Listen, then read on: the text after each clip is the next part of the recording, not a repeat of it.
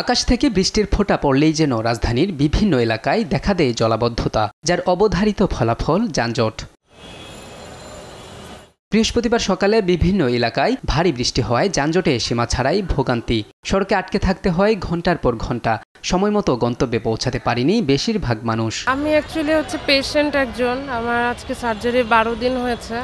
আমি সেলাই কাটতে এসেছিলাম, না রিক্সা চলাচল করতেছে, পরে বাধ্য হয়ে এখানে আর কি পায়জামা তুলে হাতে জুতা নিয়ে চলাচল করতে হচ্ছে। জ্যাম যে হারে আমার মনে হয় না সাধারণ মানুষ ভালোভাবে চলতে ফিরতে পারতেছে।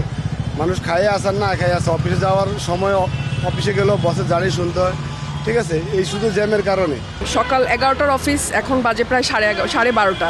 তো এখন আমি জাস্ট কেবল আমার গন্তব্যস্থলে এসে জাস্ট পৌঁছাইছি, এখনো উঠতে পারিনি। রাজধানীর অলিতে গলিতে পানি জমায় বিপাকে পড়েন পথচারীরা। বাড়তি ব্যয় করে পার হতে হয় পানি। আকস্মিক এমন জলাবদ্ধতায় নগর কর্তৃপক্ষের প্রতি ক্ষুব্ধ প্রতিক্রিয়া জানান অনেকে। সকাল থেকে তো মুষলধারে বৃষ্টি, আর অলিগলি তো সব একদম ভেসে গেছে। স্কুল থেকে বাচ্চাকে এখন বাসায় কিভাবে নিয়ে যাব বুঝতে পারছি না। সংশ্লিষ্ট যারা কর্তৃপক্ষ, যারা দেখভালের দায়িত্ব, তারা কিন্তু ওই পর্যন্তই। ঘুরে ফিরে বাজেট আসে, খরচ হয়, জনগণের ভোগান্তি থেকে যায়। জলাবদ্ধতার পাশাপাশি গুরুত্বপূর্ণ পয়েন্টে আন্দোলন কর্মসূচি নগরবাসীর ভোগান্তি বাড়িয়েছে কয়েক গুণ।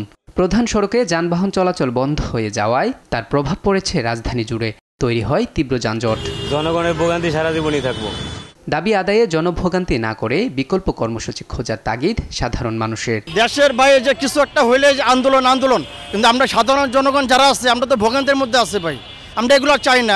পুরো রাস্তা জ্যাম জট, রাস্তা কোনোই নাই। এমন ভোগান্তি থেকে কবে মুক্তি মিলবে প্রশ্ন রাজধানীবাসীর। মোহাম্মদ আলাউদ্দিন, দেশ টিভি, ঢাকা।